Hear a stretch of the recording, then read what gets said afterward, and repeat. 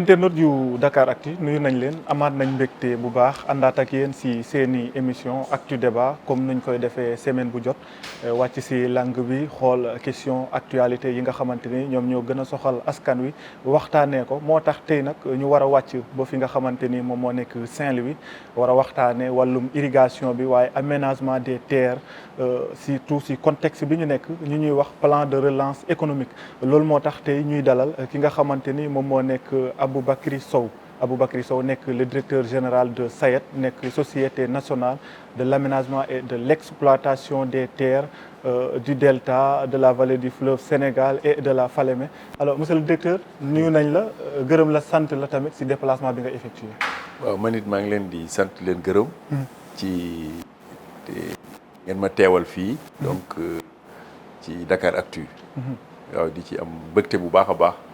ba pare di leen remercier liggéey bu rafet bu am solo bi ngeen def donc ci biir Sénégal. voilà di nuyu aussi seen internautes yëpp. alors directeur xëy Saint-Louis ñëw Dakar nekkatul lu métti. oui yàlla def na ko nekkatul lu métti wax dëgg yàlla parce que je me rappelle am na ay at yi nga xamee ne moom. boo waroon jógee Saint-Louis ñëw Dakar. ay jafe-jafe yu rëy la parce que di nga perte temps bu bëree bëri. waaye léegi macha allah avec donc infrastructure yi nga xamee ne defar nañ ko fi autoroute bi ak yëpp vraiment Dakar fii maintenant 3 heures et demie wax dëgg yàlla nga def ko yaa franchement xam naa doo leen ko politiquer nag naan Macky Sall moo ko waral ay affaires yi. bon du question politiquer mais lu am la. c'est des faits qui sont là li nga xamee ne ci nguuru président Macky Sall moo ko def. loolu aussi wax ko bañ ko wax ñëpp xam nañ ko loolu moom lu comme li ñi koy waxee rek boo lambee rek daj. c'est ça la réalité. waaw d'accord dinañ ci dellu si au cours de l'émission alors directeur def nga une année à la tête de la SAED mooy société bi tey mën nañu wax ne bokk nga tamit si pionniers yi foofu ca SAED si li nga xamante ne moom moo nekk si gestion bi parce que def nga environ 30 ans tey lan la ñu mën a jàpp yow li nga jot a réaliser bi nga ñëwee SAED ba tey ak li état bi nga fekk SAED. waaw donc sant yàlla c'est vrai que li nga wax lu am la man yàlla def na ne tey man maay njiitu SAED. waaye yàlla def na ne aussi man agent SAED laa. parce que SAED laa xam ëpp na fanweeri at li ma fay liggéey mun naa wax fa laa commencé. ba toll ni ma toll nii moo tax bari na ci sax suma collègues yi. les jeunes collègues là bu ñu ñëwee mooy wax ak ñoom ñi may wax ay plan de carrière yenn saa yi may leen. boo leen bëggee xam plan de carrière bi ngeen def SAED rek xool leen plan de carrière Aboubacry Sow l'actuel directeur général ki nga xam ne fii lañ ko recruter mu nekk un chargé d'études jóge foofu jaar ci échelon yëpp ba nekk ingénieur délégué jóge fa nekk directeur des aménagements jóge fa nekk conseiller technique jóge foofu nekk directeur général adjoint ba tey ji mu nekk directeur général yaakaar naa ne loolu moom bu ko nit xoolee rek yaakaar na ne mun na am effectivement plan de carrière bu rafet ci biir SAED. est-ce que loolu ne patience moo koy maye directeur. absolument patience ak gëm aussi liggéey bi ngay def man nag yàlla dafa def wax dëgg yàlla bi ma ñëwee dugg SAED gis liggéey SAED dama gëm SAED ne man fii yaakaar naa fi li ma fi bëgg ak li ma bëgg liggéeyee li ma bëgg indil Sénégal yaakaar naa mun naa ko fi def parce que dara gënul neex ngay liggéeyal ay nit ñu ciy liggéey di ci ñëriñoo nga xam ne lii yow yaa leen jàppale ba ñu am ko dara gënu ko neex loolu tamit c'est quelque chose aussi souvent bi nga xamee ne dama koy wax samay agent ma ne leen man li ma gën a neex mooy bi ma nekkee agent nekk chargé d'étude ñu confier ma naa defar ay aménagement ma dem ci biir terrain bi gis terrain def lever terrain bi indi ko tracer réseau bi réaliser aménagement bi ñëw installer agriculture ndox dugg ci nit ñi bay génnee ci ceeb man su ma gisee loolu rek sama xol dafay sedd parce que damay xam ne lii ça porte ma signature. d'accord loolu moo waral nag man. SAED j'ai jamais voulu quitter ça j'ai eu beaucoup de possibilités génn SAED mais à chaque fois su ma demee bay bëgg dem rek damay dellu si waat ne non il faut que ma des parce que fii daal foog naa ne fii laa mën a nekk ba jël retraite. d'accord loo jot a def bi nga ñëwee ba tey. c'est vague quand même mais. waaw li ma jot a def xam nga d'abord SAED c'est société bu rëy la. bu bari liggéey la. ba pare bi nga xamee ne aussi bi ma ñëwee am na lu bi ma defee directeur général SAED am na lu ma fa fekk lu bëree bëri comme lan bu ñu fàtte ne aussi directeur général adjoint laa nekkoon ki nga xamee ne moom ma jiite woon te mu nekk léegi ministre de l'élevage man maa toppoon ci moom donc li nga xamee ne liggéey na fa yëpp maa ngi moom ñoo ko liggéeyandoo donc commencé woon nañu liggéey bu rafet liggéey bi nga xamee ne bi mooy yokk mbay mi yokk surface yi ñuy bay yi yokk donc suuf si ñuy bay yokk aussi production bi baykat yi mun ci aussi gis seen bopp ndax président li nga xamee ne mbëbët na ko te mu jëm ci donc autosuffisance en riz ndax aussi ñu nit ñu mun ci jouer suñu jéego am ci donc ay résultats yi nga xam ne dañu permettre buñ ci continuer donc mun jot résultats yi ni mu gën a gaawee loolu liggéey na ci liggéey bu rafet liggéey bi ñuy def bi aussi li ci gën a rafet mooy que ne baykat yi ñoom la ñu jiital ci biir loolu moom mooy li am solo parce que dañ leen impliqué parce que say du bay baykat yi ñoom ñooy bay ñoom moom santeel ñoom ñooy bay donc ñoom la ñuy àndal donc lu ñu munti def aussi dañuy ànd ak ñoom discuter ko ak ñoom nas ko ak ñoom liggéey ko ak ñoom même programme investissement yi wala programme réflexion yi bu ñëwee dañ ciy xalaat ak ñoom liggéey ak ñoom seen bopp ñu topp ko xam nañ ko liggéeyee fii nañ ko jaaree fii ñu defandoo ko loolu moo tax la yàlla def effectivement def nañ fa ay résultats yu am solo su ma xoolee kon saison bii passé bay noor bi passé bay nañ lu tolloog juróom fukki junni hectares bu ñu xoolee taarixu SAED depuis 1965 ba léegi du ñu gis fenn fi nga xamee ne 50 000 hectares bay nañ ko ci benn campagne bu leen ñu def ko fi yàlla ba newul ay chiffres rek yu ñuy avancer alors que réalité bi aussi sur le terrain beneen affaire la. non yaakaar naa ne loolu parce que Sénégal moom ils sont forts en ça. non ñëw di la avancer ay chiffres on a fait oui patati patata ay pourcentage yoo xam ne waaw boo demee réalité bi est-ce que nit ñaa ngi koy dund. non astafurlah kii loolu wax bu yàqu la. ah bon wax nit ñi wax ay chiffres. man xaw ma ko. man dama yaakaar ne état. warul génnee chiffre bu baaxul. état lu mu war a génne lu sérieux la donc boo waxee dafay fekk ni ci firnde yu leer a leer la lii ma la wax fii man maa la ko wax mën nga ko vérifier ci kayit yi bu la neexee nga dem vérifier ko ci baykat yi parce que ñun bu ñu defee programme nas ko ba pare ba liggéey ko ba mu jeex ñu nag baykat yi ñooy toog évaluer ndoo ko xam ne lii bay nañ ko lii bay nañ ko lii bay ñu ko parce que aussi mbirum irrigué dafa yomb vérifier parce que aménagement la li ñu du question du pluvial du beneen question bi nga xam ne peut-être statistiques yi mënul leer mais fii statistiques yu fiable la ñu am ndax aménagement bi xam nañ leen fu ñu bay aussi mën nañ ko xam boo duggee sax même Google Earth boo fa duggee dugg fa rek génnee image bi à temps réel mën nga gis lu ñu bay ak lu ñu bayu d'accord donc chiffres yooyu moom mënul am mais est-ce que population yi ñoo ngi koy sentir xam nga joxe chiffres yi nii naan wéy def nañ lii mais réalité bi est-ce que nit ñi ñoo ngi sentir impact bi directeur. absolument boo demee ci biir vallée bi. boo demee ci biir vallée ko dalee Ndar ba àgg Bakel. nit ñi sentir nañu dëgg-dëgg mbay am na mbay mi yokk na koom-koom bi aussi yokk na loolu moom lu wóor la. yaakaar naa ne moom waa Dakar sax war nañ ko xam léegi. commencé ngeen lekk ceebu mbay mi. waaw mais dafa cher ceeb bi ñoo ngi koy lekk mais dafa cher. ah non ceeb bi ñuy lekk. dafa cher de directeur ñoo ngi lekk ceeb bi de mais cher na trop waaw déet cherul ceeb mbay bi ñuy bay ci biir vallée bi ñuy bay ci biir Sénégal prix bi ñu koy jaayee moom ak ceeb bi jóge bitim réew benn la surtout brisure bi benn la bu nekkee nag am bu ci cher bi mooy ceeb bi nga xam ne qualité bi la mooy qualité bu gën a mooy par exemple riz parfumé bi bu nekkee riz parfumé bi bu jóge bitim réew moom aussi ak bi ñuy def Sénégal ñoom ñoo tolloo d'accord donc boobu mun na gën a cher riz brisé bi d'accord mun na aussi long grain bi entier bi boobu ñu doon faral di wax bu ñu nekkee ay xale ceebu Caroline boobu mun na aussi mu gën a cher parce que aussi yooyu ay riz aussi rizu qualité la d'accord mais bu du loolu moom wax dëgg yàlla suñu ceeb moom ak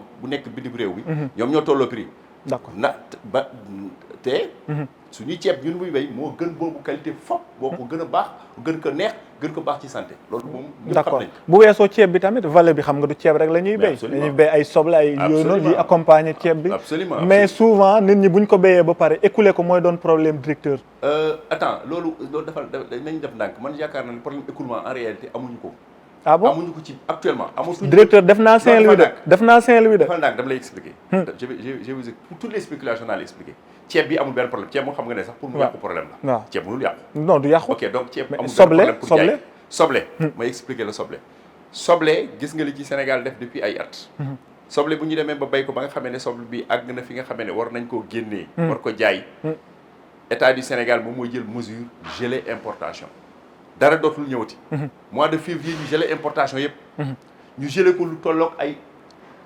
diir bu gudd donc ce qui fait que waruñu am problème mu jaay mais malheureusement am na non amul problème bi ñu am problème bi ñu am ren ji ci at bi ñu nekk 2020 Covid bi moo ko waral non daaw man gis naa Saint-Louis boo jógee Saint-Louis di dem Richard Toll ay soble yu ñu exposé yu yàqu directeur les images sont là mën naa la génnee image du directeur attends tu vas pas me dire que tu as vu là-bas des tonnes yu yàqu soble mën nañu ko exposé nga am fekk ci ay 1 tonne 2 tonnes yu yàqu ça c'est pas l'oignon c'est un produit qui est très périssable. lu gaaw a yàqu la. D'accord. mais globalement. 99% laa la wax. amuñu problème commercialisation. problème bi ñu am mooy lan. mooy baykat yi bu ñu ñoom ñëpp dañuy bayandoo presque en même temps. bu ñu bayandoo en même temps ñoom ñëpp ay récolter doo en même temps. bu nit ñi récolter en même temps donc production bi dafay bari ñëwandoo ci marché bi en même temps. loolu nag mooy waral souvent écoulement bi di gën a yéex. D'accord. mais c'est pas un problème ñoom par la suite ñoom ñëpp koy jaay boo fa dellusee. doo fa gis benn oignon bu fa des. D'accord. Entre temps peut-être tomate bi aussi tomate bi ñuy jaay bi.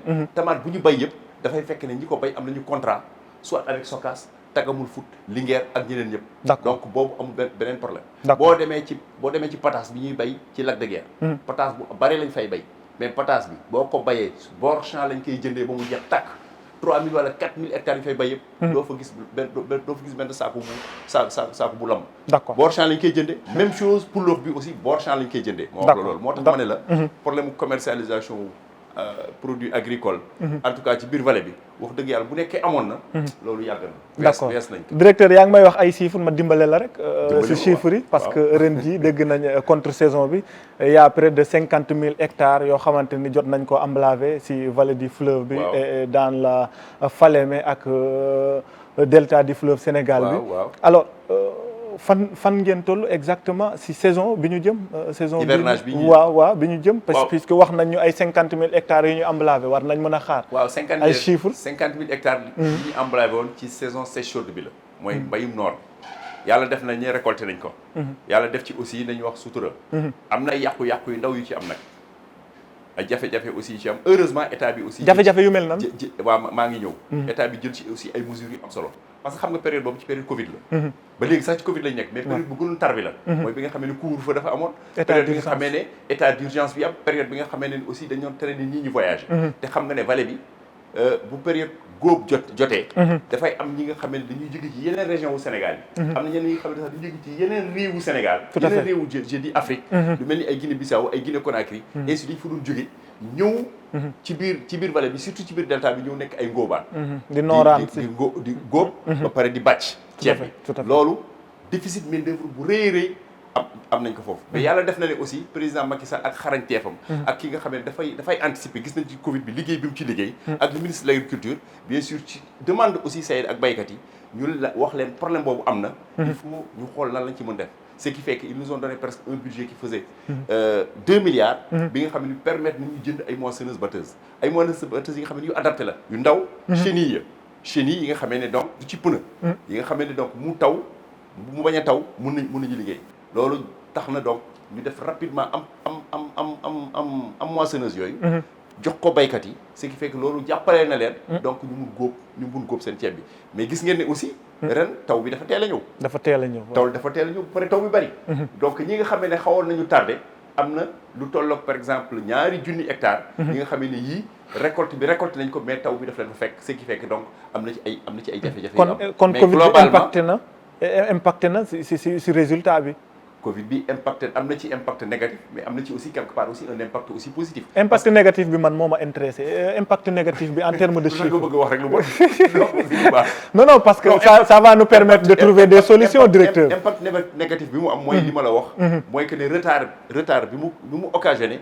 ci góob ceeb bi tout à fait ñi waroon ñëw ngóobaan yi waroon ñëw. jàppale nit ñi.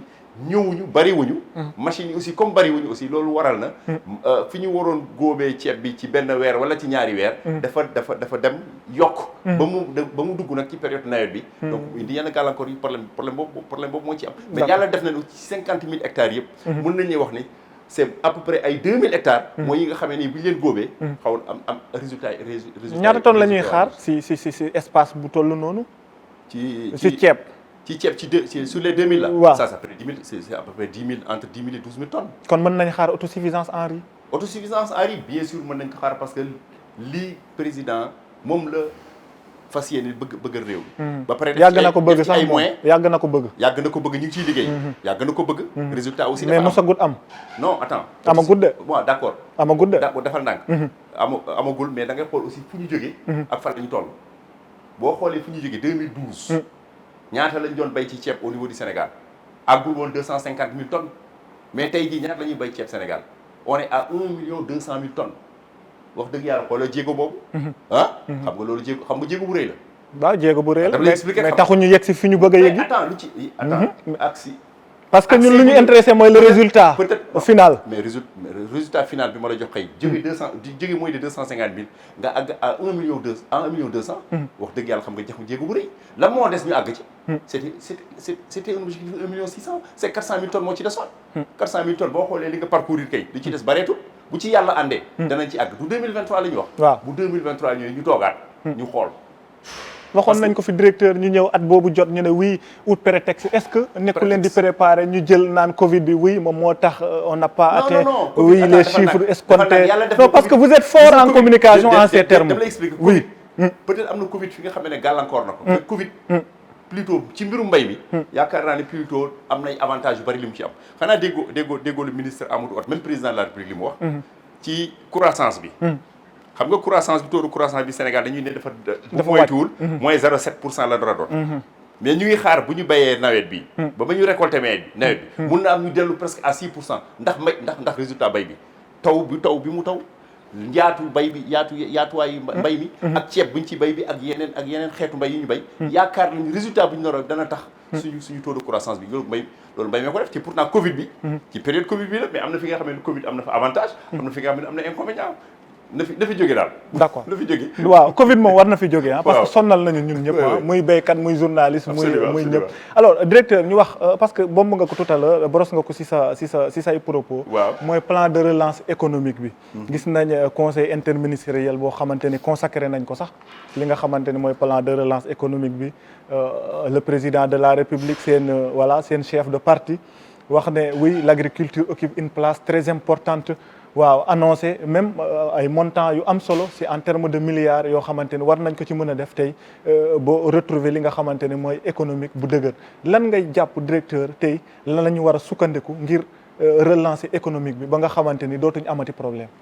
bon yaakaar naa ne loolu moom le ministre Amadou Hott ak ministère sectoriel yëpp ci njiitalu président ak xalaatam ak gis-gisam bi mu leen jox.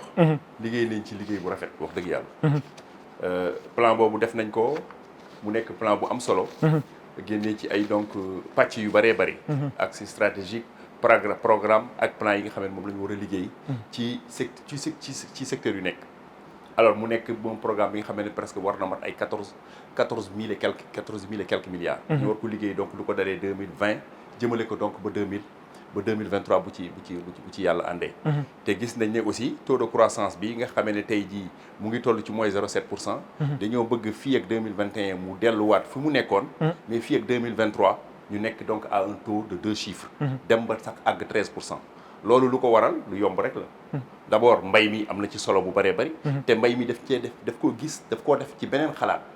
exploitation agricole familiale yi ñu continuer ko di ko liggéey normalement mais mu woo aussi privé bi mu ñëw investir aussi ci mbiru mbay parce que yaakaar naa ni privé bi moo war a ñëw investir ci mbay ba nga xamee donc ñu mun donc def une industrialisation li nga xamee ne dañ koy bay ñu mun ko transformer fi mu gën mun donc valeur mu gën a mun donc am donc valeur ajoutée plus aussi agropole yi nga xamee ne yi fas yéene nañ ko defar am na agropole nord am na agropole sud am na beneen bi nga xam ne dañ ko def donc au niveau du bassin arachidier et ainsi de suite yaakaar nañu yooyu jumtuyaay buñ ko defee dana gën a tax donc mbay mi donc ñu gën ko mun suqali d'accord yàlla def na ne aussi peut-être fii ak ñaari at mun na am pétrole beeg gaz bi ñuy wax mun na am donc ñu commencé ko exploiter te loolu buñ ko commencé exploiter secteur yëpp ñoom ñoo koy yëg agriculture ci boppam dana ko yëg bu baax a baax parce que bu boobaa problème courant yii problème gasoil yi ñuy wax bu boobaa dana gën a yomb ci baykat yi ceeb bi dana gën a compétitif te bu boobaa privé yi danañ ko nit ñi danañ gën a mun a bëgg a bay ceeb d'accord beneen solo aussi bi nga xam ne def na ko ci mbiru mbay mi gis nga ne nee na baykat yi prime fixe li ñu doon wax prime fixe nga xamee ne ci facture Sénélec yi lay génn baykat yi yàgg koo jooy ëpp na fukki at président jël mesure ne prime fixe na ko Sénélec dakkal na ko dindi TVA aussi nañ ko dindi ñaar yooyu am solo la ci mbay mi dana tax aussi baykat bi gën a farlu baykat bi gën a am courage mën a liggéey dana tax privé yi seen bopp gën a aussi ñëw liggéey si parce que dañu fekk ni ceeb bi bu boobaa donc wala mbay mi de manière globale dana donc am dana mun a indil dara. D'accord directeur jàppoon ne c'est un peu contradictoire quoi li ñuy wax oui l'agriculture occupe une place importante si plan de relance économique bi te tey boo demee béykat yi dañuy béy am problème pour écouler seeni produits béykat yi tey dañuy am problème ngir am espace problème foncier bi si Sénégal jàppoon ne réglé woon problème yooyu ba pare soog a projeté si loolu noonu ñuy wax. non Daoud attends non directeur defal nag Daoud yow da ngay déw nag moom da ngaa jaxase quoi. non jaxase wu ma directeur si non ñaata yoon ngay dégg tey béykat yi di yuuxu amuñu fu ñu béyee wala nangu nañ seeni terre ñaata yoon ñaata problème mbaan moo ngi fi côté boobu nga dëkk histoire boobu xam nga ko xam naa loolu yëpp voilà très bien maa ngi ciy ñëw problème écoulement nee naa la amul Sénégal mënuñu aujourd'hui problème écoulement gouvernement jël na motukaay yi nga xam ne directeur non directeur d'accord mag yow béykatu gerte yi fi nekk Saloum demal Saloum daaw gerte bi ci ay chinois yi ñoo ko jënd moom kañ lañ ko jënd bi ñu ubbee campagne bi lañu ko jënd ko ci prix bu am solo 300 et quelque jëm 400 instituts baykat yëpp am ci xaalis bu dul jeex moo tax gis nga ren ni ñu bay gis nga ren superficie yi ñu bay ci gerte nu mu amuñ ay superficie de non bu wax loolu parce que problème suuf problème suuf wax lépp ci gerte ba mu des campagne yu daaw bi ça a été une réussite totale pour baykat yi parce que baykat xaalis la ñu wut ku ñëw proposé ma 300 400 nga jënd ko mais jëndee ko chinois yi ñoo ko jënd bu doon suñu sago peut-être Sénégal yi jënd ko mais à ce prix là mais man mi su ma béyee sama gerte ku ñëw jox ma prix bu gën bari moom laa koy jaay du ma ko jaay keneen loolu aussi il faut le comprendre ça a été la meilleure campagne de commercialisation de l'arachide au niveau du Sénégal yaakaar naa ne aussi bu ci yàlla àndee ren ji di ngeen gis déjà directeur Sonacos commencé na tourner na partout nee na tourner yooyu moom da koy def yooyu moom chaque année da koy def directeur y a rien de nouveau dans ça non chaque année on fait des tournées oui il revient avec des promesses avec espoir non defal nag parce qu'il a capitalisé ce qui s'est passé l'année dernière avec les Chinois donc cette année bëggul loolu dal ko ce qui fait qu'il y a même de l'argent qui est disponible il y a plus de 29 milliards qui sont aujourd'hui disponibles prêt nga xam ne mu nga ko jox baykat xam nga baykat bi tey ji bu deqee ceeb bu deqee gerteem boo ko ñëwee présenté da koo soxla bu boobaa ne ko xaalis a ngi nii mu jox la gerte bi loolu yomb la yaakaar am na ñoo xam ne dañ doon noté seeni produits sax am na ñoo xam ne dañ doon noté directeur yaa ngi may wax ay avancé mais am na ay béykat yoo xam ne dañuy ñëw déposer seeni produits ñu defal leen benn facture balaa ngay jot sa xaalis waaw mais directeur non am na ñu ko am na ñu am problème boobu amul Sénégal waaw am na ñoo xamante ne am di leen di dawloo directeur directeur non daaw defal ndànk bon impayé amul Sénégal Macky Sall bi mu faloog léegi bon impayé amul Sénégal amul Sénégal da ngay dañuy jënd. teg gi la amatul loolu amul Sénégal. d'accord pour nga béy il faut nga am suuf. problème suuf yi fi nekk. coow li nit ñi dem bay tiirante ay bal. directeur non yooyu nga wax lan la ñooñu en réalité du ñu ay béykat boo waxee problème d'Englert. c'est pas un béykat problème d'Englert c'est sédiment c'est un grand privé ñu affecté ko terre bu bari. mais benn cas la si cas yi dama lay expliquer. oui ñuy jox ko mu bëgg a def foofu baykat yi seen bopp. mais non fii dañ fi doon bay bu ko jëlee ñun amatuñu fu ñu bay mais gis nga président de la République li mu ci def gelé ko dindi ko jox delloo leen seen suuf ba pare jël ay mesures yu am solo. temporairement la leen ko delloo de directeur temporairement. ban temporaire décret lay jël. mais après dañ ci war a waxtaan après. mais c'est pas décret lay jël pour encadrer. affectation ak désaffectation des terres parce que aussi man maire la dafa am ci suñu ci maire yi ñi nga xam ne aussi peut-être ils ne font pas beaucoup attention am na ñi nga xam ne peut-être ils ne font pas beaucoup attention moo tax président jël li mu jël dogal bi mu jël nee la voilà boo affecté 10 hectares 10 hectares bi sous-préfet moo koy approuvé d'accord boo affecté lu ëpp loolu dafay dem ci préfet boo affecté lu toll lu ëpp 50 hectares dafay dem ba ci gouverneur gis nga loolu xam nga encadrement la mais lu tax président def loolu parce que dafa gis effectivement dafa am yenn errements loolu moo ko war pour te dire que moom xam na ne baykat yi dañoo war a toog seen suuf bay fa baykat d'abord moom moo war a jëriñoo suuf si avant ñuy wax keneen d'accord nañu dëgg nag dafa am domaine national la ñu wax ñëpp ko bokk aussi baykat yi am nañ ci seen wàll mais aussi ñeneen privé aussi yi nga xam ne mun nañu ñëw aussi jàppale gox yi ak goxaat yi aussi am nañ ci wàll mais nañ ko def de manière intelligente concerté discussion mu bañ a am ay jafe-jafe d'accord seeni objectif bokk na jàppale béykat yi jàppale leen si aménagement yi waaye tamit ñu am foo xamante ni dañ fay béy tey jii amu leen problème boobu problème wu si aménagement yi ngeen di def problème foncier non ñun SAED béykat yi dans la vallée du fleuve Sénégal. ñun amuñu problème parce que gis nañ ne coow loolu c'est un peu récurrent là-bas. ñun amuñu problème parce que SAED da ngay xam ne kii la démembrement état la. ba pare démembrement service public la ñuy def service public ñun bi ñuy def bi ñu ngi koy defal population yi donc bu ñu ñëwee dugg dans une collectivité ne collectivité bii dañ fi am programme aménagement collectivité mooy déterminer surface bi ñu war a réaliser fan lañ koy réaliser. def délibération jox ko SAED bu ko joxee SAED liggéey bu liggéey pare delloo ko moom mu jox ko population ñu liggéey moo tax mënuñu am problème. ñu ci jafe parce que SAED liggéeyulal boppam bay nit ñi lay liggéey population bi lay liggéey. donc bokkul ak privé bi nga xamee ne. dafa ñëw bëgg 5000 hectares 3000 hectares ñu jox ko bu ñu ko joxee ñi fa dëkk indi ay jafe-jafe du benn ñun mosuñu am problème yu mel noonu. d'accord mbokk yi seetaan Dakaractu yéen a ngi si seen i émission Actu Débat ñuy dalal Aboubacry Sow moom moo nekk directeur général bu SAED tey nag ñu war a waxtaanee wàllum vallée du fleuve Sénégal bi ak aménagement yi directeur pour ñu jeexal si chapitre bi nga xamante ni moom la ñu réserver li nga xamante ni moom moo nekk SAED alors directeur fan ngeen toll déjà projeté nga joxe nga ay chiffres nee nga li nga jot a gis li ngeen jot a réaliser. projeté 2023 ne jàpp nga ne war nañ mën a yegg si autosuffisance en riz. incha allah ñaata chiffres la ñu war a mën a xaar d'après analyse yi nga def sur le terrain. en termes de chiffres très clairs. bon programme bi nga xamee ne ñun def nañ ko. ci le programme de relance agricole là. bi nga xam ne def nañ pour 2023. 2023 il faudrait que li ñu war a produire sur les 2 millions j'ai oublié exactement le chiffre 2 millions et quelques mille tonnes donc qui sont prévues donc pour le riz. là l'irrigué doit au moins apporter après 50%. 50%. leneen li pluvial bi moo koy indi. ci biir loolu 50% yi nga xam ne. irrigué moo ko war a indi. les 90% wala 95% ci biir vallée bi lay jógee parce que xam nga ne vallée bi moo gën. bari li ñu def aménagement. avec maîtrise totale la que yeneen gox yi donc ñu ngi liggéey ci loolu lu bon ay 600 000 ba 700 000 tonnes. de production donc ci biir vallée bi lay jógee bu ci yàlla. en 2023 te ñu ngi liggéey. en 2023 ñu ngi liggéey ci loolu. en 2023 bu ci yàlla ñu ngi liggéey ci loolu te yaakaar naa ne aussi.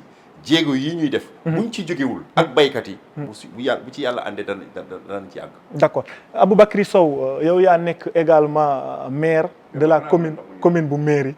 alors yow yaa nekk maire bu commune bu Mairie. directeur nekk également allié parti de la République nekk fa ténor mën nañu wax sax fi nga xamante ne moom moo nekk sa commune.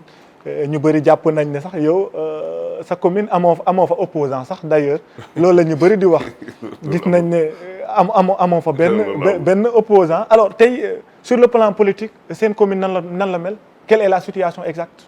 bon waaw donc pour ñi nga xam ne xamuñu mbiri ci département Podor la bokk. bi région de Saint-Louis arrondissement donc Kaskas dëgg la yàlla def na ne man maa fay maire bi. waaye du ma wax ne man maa responsable politique bi ñëpp déedéet. mbiri dafa bëri ay responsable politique d'abord au niveau de Podor. donc y a pas une unanimité autour de ta personne. non je ne dis pas unanimité am na autour de ma personne. ñun avec les responsables politiques je veux dire. ñun ñi nga xamee ne ñëpp bokk APR. responsable yëpp yàlla def na ñoom ñëpp déggoo nañu sama ginnaaw yooyu yàlla defal na ma loolu. d'accord waaye kon responsable bi nga. waaye responsable la ñun ñëpp ay responsable man defuma sama bopp responsable bi nga xam ne dama jiitu. am ñu topp sama ginnaaw déedéet. ñun nii la ñuy def ànd di liggéeyandoo.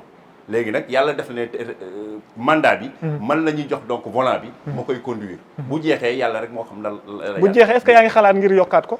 biisaat volant bi mu dem man maay xalaat loolu. mais population amoo ambition directeur. waaw doxal ndànk. mais boo nekkee maire balaa ngay jeexal kay war nga boo defee analyse sa situation li nga jot a fekk sa commune ak li nga réaliser war nga mën a am ambition. oui mais d'accord mun naa am ambition keneen mun na am ambition mais population bi na fekk ne aussi bëgg na. waaw ma nekkaat fa man li ma nekk li population ñoo ma ko def man bi may nekk maire population ñoo ma ne dañoo bëgg nga nekk maire. bu ñu waxee aussi dañoo bëgg nga nekkaat maire rek ma taxawaat liggéey boobu. nga ñëw nekkaat maire def décidé nañu leneen. parce que man li may liggéey ñoom laay liggéeylu sama bopp. d'accord donc déglu leen. xam li ñu bëgg man loolu am solo ci man la. d'accord voilà donc. oui politiquement je disais que Podor. maa ngi ciy profité ci seen antenne bi fii remercier aussi notre responsable départemental. d'accord c'est Abdoulaye Daouda Diallo. Oui. donc le ministre du budget et des finances et du budget. moom mooy suñu coordinateur. ci ginnaawam la ñu topp. d'accord moom it mu topp ci ginnaaw donc kilifa réew bi. kilifa donc loolu la yàlla def. donc au niveau de ma commune. mënuñu wax ne opposition amu fa opposition am na. bon amul fa opposition amul. bëri wu fa de wala amul doole non mënu ma wax loolu parce que je vais vous dire ñun de dégguñu leen foofu. moom j'ai fait Saint-Louis def naa ay couverture yu bëri mais mosuma couvrir opposition au niveau de Podor. léegi dama lay wax rek. depuis 2014 ba léegi.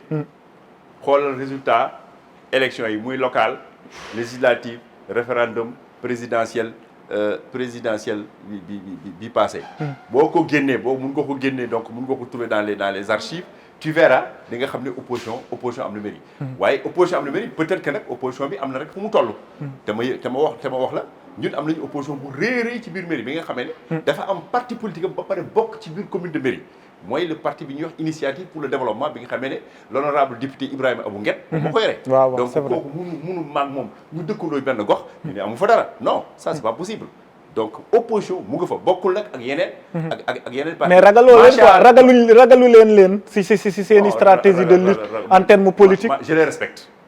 waaw mais respect moom am na fu nekk parce que oui respect moom am na fu nekk directeur dama leen respecté ba pare nekkuma foofu jox dama ragal yow wala ragal loolu terme de politesse la rek xam nañ ne pour respect moom ku nekk day jox respect loolu si Sénégal la nekk mais est-ce que ragal nga opposition bi fa nekk est-ce que yaa ngi tiit yaa ngi toog ba xalaat leen si nelaw bëgguma nelaw non man dara terewu doo leen xalaat ñoom non man dara terewu ma nelaw ah yàlla rek laa gëm lépp ci mbir ci yàlla laa ko teg su ma nekkee dul nelaw damaa dee léegi opposition bi ragaloo leen benn yoon. non du wax ragal man je peux pas dire ni dama ko ragal wala ragaluma ko. man ragaluma dara dans tous les cas bu liggéey bi jot rek ñu liggéey. d'accord lu la yàlla jox rek nga xam ne am na ko mais dama leen respecté dama respecté du ma toog mukk di leen tuutil.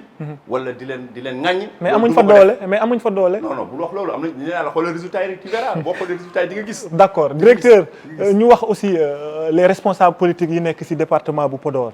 waaw am na Abdoulaye Daouda Diallo mais tuddoo Cheikh Oumar Anne. tudduma Cheikh Oumar Anne c'est un responsable politique. mais Abdoulaye Daouda Diallo mooy le coordonnateur de l'APR du département de Podor loolu laa la wax. Cheikh Oumar Anne c'est un responsable c'est un ministre de la République il est maire comme ni ma nekkee maire responsable la waaye Abdoulaye Daouda mooy coordonnateur bi loolu bëri indi woon na fi coow de. ban coow poste coordinateur bi xëccoo nañ ko fii ay bal takk na fa sax bal à gaz. bal à gaz rencontre boobu yaa ngi koy fàttaliku. gàmmu boobu amoon cérémonie officielle bi. cérémonie officielle bi amoon Podor foofu fan la gaz bi takkee woon. musul am yow tamit nag directeur. affrontement yooyu ñu relayé ko ci presse bi. ça montre que est-ce que ça ne montre pas que yéen seen biir déggoo wu leen. non bien sûr ñun amuñu problème. ah bon ñun amuñu problème c'est vrai que am na moment. oui am na moment bi nga xamee ne rek Podor amoon na lu ndróog ñaari tendance. loolu amoon na loolu. loolu aussi ci politique la bokk.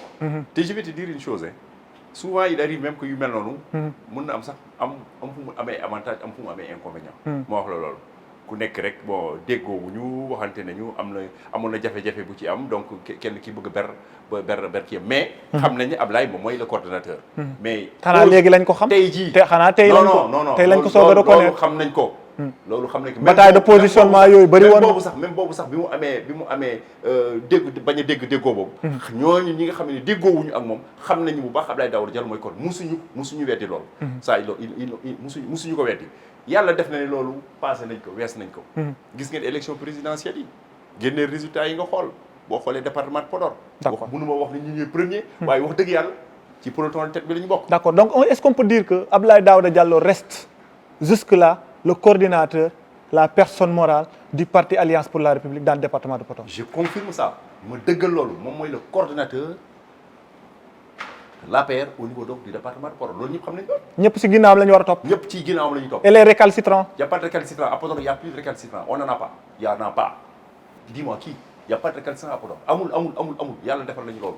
d'accord ñun Podor xam nga suñu département dafa calme bokkul ak yenn xanaa tey la calme d'accord directeur on nous parle de succession de Macky Sall. Succession de Macky Sall à la tête du pays peut-être en 2024. wax loolu ñoo ngi koy wax. dem nañ sax ba tudd Abdoulaye Daouda Diallo yaa ngi koy wax directeur may ma rek ma ñëw. ñoo ngi wax Abdoulaye Daouda Diallo yaa ngi koy tudd léegi di ko brosse est-ce que yow bokkoo si ñi nga xamante ne dañuy wax ne Abdoulaye Daouda Diallo war na mën a succéder Macky Sall en 2024. attends man jullit la dafa mel ni rek man ma nekk tey jii directeur général SAED ñi may wax succédé wax dëgg yàlla li nga xamee ne jotul temps ñëwul ñu koy wax rafetul booy wax ni succédé da ngaa bëgg xanaa mu dee. déedéet wala da nga non attends on anticipe on prépare il faut anticiper. on anticipe sur rien du tout. on anticipe. on anticipe sur quoi. doo anticiper si li ngay liggéey 2019 dafa ndànk Daouda élection 2019.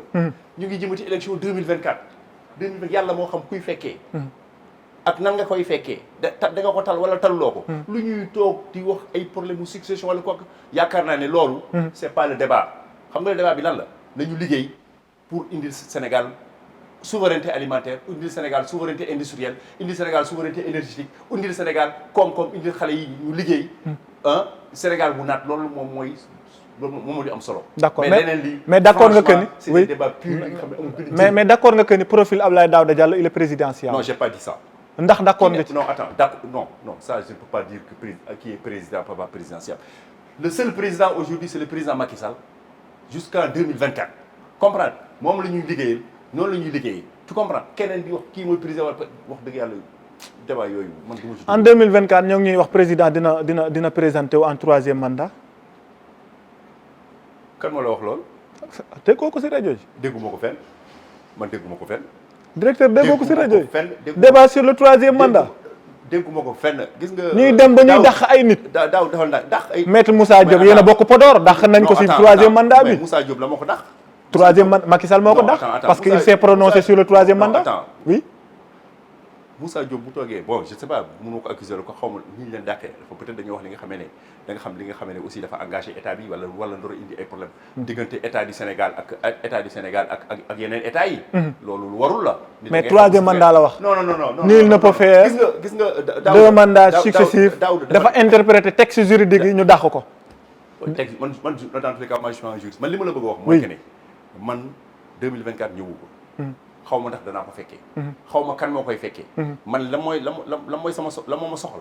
mooy que ne. ñu ngi liggéey pour jéem a redresser fi ñu toll situation bi ñu toll nii jéem a redresser barre bi. delloo Sénégal fi mu nekkoon avant Covid. ba pare jéem a yóbbu Sénégal fu ëpp. d'accord fi mu nekkoon avant Covid am ay taux de croissance yu Sénégal nekk ci naataange man loolu moom amal solo bu 2024 jotee nag. ñu xool. ni yoon bi jaaree rek. ñu ànd ak moom ci loolu. kon 2024 cela veut dire que Macky bu ne il est candidat di nga ànd ak moom si loolu. non je te demande. je te dis que. très clairement incha allah bu ñu ko fekkee te yàlla dinañu may ñu fekkee ko directeur je vous pose la question concrète. 2024 si Macky Sall décide d'être candidat est-ce que di nga ànd ak moom si loolu. ma ne la Daouda. oui 2024 ñëwagul. bu ñëwee 2024 ñëwee boo ma posé question bi bu boobaa ma tontu la. mais tey jii mënu ma la tontu loolu. bokkoo si ñu jàpp ne warul def 3e mandat. da nga déggoo li ma la wax nee naa la 2024 bu ñëwee nga laaj ma boo ma laajee bu boobaa ma tontu la mais tey jii mënu ma la tontu ci jëm 2024. Cheikh Omar Anne dañ koy tudd moom tamit. nee nañ il est présidentiable. mais finalement tout le Sénégal est présidentiable nee nga Abdoulaye Daouda nee Cheikh Omar Anne après bu yàggee nga ne man mi sax je suis présidentiable toi même tu es présidentiable donc attends ça on peut parler comme ça moi je ne pense pas que 2024 dañu xool ñan ñoo présidentiable danañu présenter seen i candidats bu boobaa dinañ ko gis. booba danañ ko gis. man damay ragal que directeur yow vous n'avez pas le courage politique jël des décisions fermes dans des décisions dans un débat. non j'ai un courage. vous manquez de courage politique. mais non c'est pas ça c'est là chaque chose. loo munti gis rek dafa am fu ñu ko war a waxee ak kan lañ ko war a wax ak temps loolu dafa am xam nga wax. wax mus nañ ko wax mu jooy ñu ne wax lu tax ngay jooy. mu ne parce que dañ ma wax. fi ñu ma warul a waxee. ak kañ lañ ma war a wax. comprendre. voilà loolu la. d'accord. aussi taux de chômage bi créé na problème si réew mi ñoo ngi koy jiiñante en terme de. non taux de chômage bi yaakaar naa ne. en 2 minutes. émission bi non yaakaar naa ne taux de chômage boobu ñuy wax ay erreur daf ci am. le ministre bi nga xamee ne moo toppatoo affaire u travail. dem na ci antenne yi wane ne chiffre boobu ñu waxee chiffre boobu baaxul la. Sénégal fu mu toll joxe na ci bon chiffre. organisation internationale du travail joxe ay chiffres nga naan c'est des. mais non directeur dans quel pays sommes-nous maintenant. oui attends bu ñu waxee au Sénégal. bu ñu waxee au Sénégal. oui que xaw ma la. organisation internationale du travail. non dafa ndànk. jox la ay chiffres. ça dépend ci lan la ñuy wax. ça dépend ci lan la ñuy wax chômage. lan la ñuy wax chômage mooy ki nga xam ne amul xëy. waaw ñun pour ñun Sénégal. mooy ko amul xëy. waaw. mais ku xëy suba. 48% lañ la wax. oui déglu ma wax. waaw ku xëy suba dem marché jaayi jënam. wala jaayi ay légumes am kooku am na xëy. est-ce que kooku OIT considéré na ko considéré wu ko ñi mu considéré. mooy ki nga xam ne dafa yaakaar ne ay salariés kese la mais salariés yi qu'est-ce qu'ils représentent dans ce pays là. qu'est-ce que les salariés représentent bu nekkoon ñoom salariés kese moo am ci Sénégal. mais bon Sénégal du mel ni mu mel. mais tey bu ñu joxoon ne OIT bu waxoon ne Sénégal dafa mel ni parien. directeur man je comprends que OIT bu waxoon ne OIT je comprends que OIT bu waxoon ne tey taux de chômage bi c'est 5% da ngeen di applaudir. non attends bu waxee 5% fekk aussi àgguñu 5%. dañ koy ne non bu ñu jox chiffre bi nga xam ne aussi àgguñu dañ koy wax rek lu am. comprendre dañ koy wax lu am parce que c'est suivi ça mais le chômage la résorption du chômage au niveau du Sénégal lu soxal président de la République la. c'est pas pour rien que mu wax. Ablaye Wade 10% la leen bàyyee woon Ablaye Wade 500 et quelques mille emplois. Ablaye Wade 10% la leen bàyyee woon tey bu ñu nee taux de chômage. léegi la nga bëgg a wax. tey bu ñu ñëwee ba naan leen am ngeen taux de chômage bi ñu lay wax. da nga bëgg wax ci diggante bi dafa am ñu judd liggéey ñu judd ñi sax diggante Ablaye léegi war a ñu liggéey. wala ñu xam ne dañoo perdre seen liggéey. quand on se fie aux chiffres loolu lay joxe. non ça tes chiffres tes 10% là ne sont pas bons il faut les revoir. il faut revoir tes 10 chiffres là tes 10%. loolu lañ leen bàyyee woon non. mais est-ce que ça ne dit pas au-delà de ça directeur est-ce que ça ne dit pas que yéen li ngeen waroon liggéey en termes de politique emploi mais également en termes de transparence dans la gestion des affaires publiques defu leen ko. non attends politique emploi li ci président Macky Sall def mosuma gis ko def bu nekkee rek dëgg la ñuy wax FONSIS bi ñu créé FONGIP bi ñu créé DER bi ñu créé BND bi ñu créé vous avez vu tous ces instruments ont été créés pour aider au financement des projets des jeunes. Regardez ce que la DER est en train de faire pour financer des jeunes et des femmes financement dédié essentiellement aux jeunes à des conditions très douces des taux d'intérêt yi nga xam ne yu faible. et ñëpp et puis accessible à tout le monde même boo bëggee am 200 000 francs 500 000 francs tu peux avoir ce crédit là quand même arrête Daouda ce que le président a fait là amul ko fi def bokkul nag mbirum mbay meeg ak yeneen yi. d'accord en tout cas bureau du travail joxe na lu mu joxe. bureau du travail daa juum dafa lajj ñooñu ñoom dañoo lajj ma wax la ko chiffre yi ministre. lajj nga wax de directeur Samba siy joxe ministre Samba siy joxe mooy chiffre officiel mooy chiffre Sénégal. lajj nga wax de. mais dafa yooyu juum dañoo daal ça dépend aussi na la ñuy définir seen chômage mooy comme li ma la wax nee naa la kii xëy dem jaayi sobleem mais dafa am xëy. mais mun naa moom ko considéré kooku xëy na ko mu considéré mooy xëy rek mooy ko xëy dem bureau toog di liggéey wala dem ci usine. xam nga loolu xam nga ñaari gis-gis yu bokkul la. d'accord gas yi daaw. Aboubacry Sow émission bi jeex na jaaraama jëf gërëm nañ la sant la merci beaucoup c'était pas évident contexte Covid-19 dossier yu bëri ci table bi mais voilà jox nga ñu temps bi vraiment on vous remercie vous avez toujours été à nos côtés merci maa ngi leen di sant leen gërëm leen ñaanal yàlla aussi quoi puis je pense que c'est bien au Sénégal vraiment la presse on a une très bonne presse très diversifiée. Merci. La presse en ligne aussi est en train de faire du très bon boulot. Machallah, c'est bien. On vous félicite, on vous encourage. Merci beaucoup. mbokk yi seetaan Dakaractu émission bi jeex na ñu jox leen dig daje semaine bii di ñëw ak beneen invité ci seeni émission Actu Débat jërë ngeen jëf.